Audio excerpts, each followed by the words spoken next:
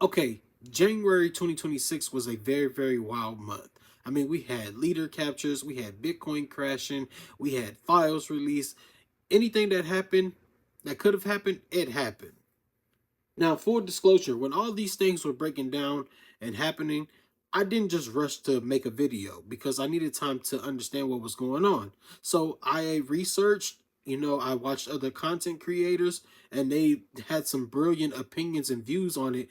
And I took everything in and I formulated my own opinion on these matters, which I'm going to be sharing with you today. Patience and research pays off. Always verify before acting on the news. This video is for educational and informational purposes only. I'm not a financial advisor, and nothing in this video should be taken as financial, investment, or legal advice. Always do your own research and consult with a licensed professional before making any financial decisions.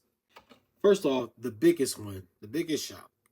On January 3rd, U.S. forces raided and captured Venezuelan President Nicolas Maduro and his wife on drug trafficking charges. They were flown into New York for trial.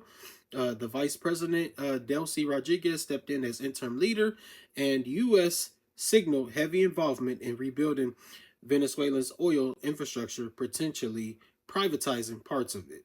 Financially, this hit oil markets hard. Venezuela has massive reserves, but sanctions and mismanagement kept production low.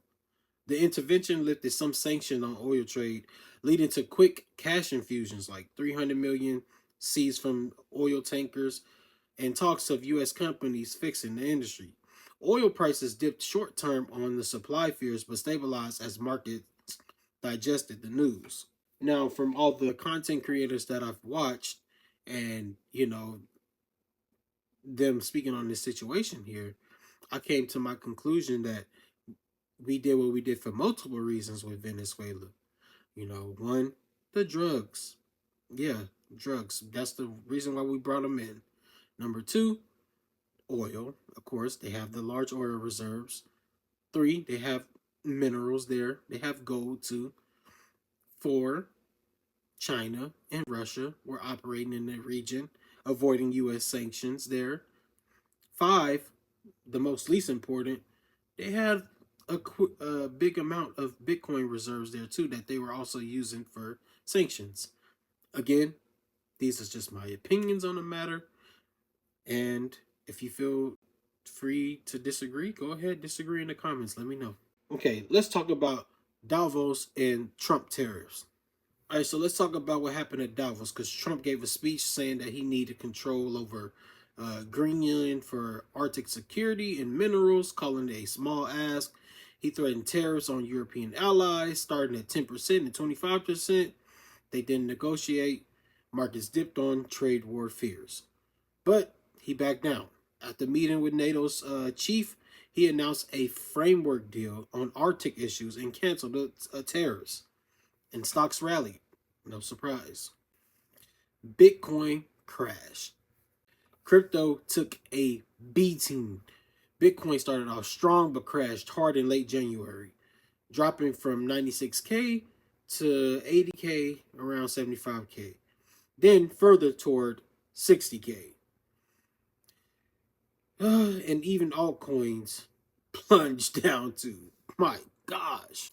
Now the triggers, liquidity drains, treasury building reserves, correlated stock sell-offs with tech and AI, and fading Trump pump hype. Despite pro-crypto talk, Bitcoin acted like a leveraged equity bet. High correction to stocks hit 75 points. And number four, the most darkest and scariest thing ever, the JE files. On January 30th, the Department of Justice dropped over 3 million pages under the E-Files Transparency Act. Documents, images, videos from the investigations. This included unredacted details on E's network, raising questions about powerful figure ties. Now, revelations in these documents revealed that Mr. E had some type of early ties to the development of Bitcoin and possibly other crypto assets. Well, fam, in January 2026, it showed us how fast global events shake finances. from oil grabs to crypto crashes.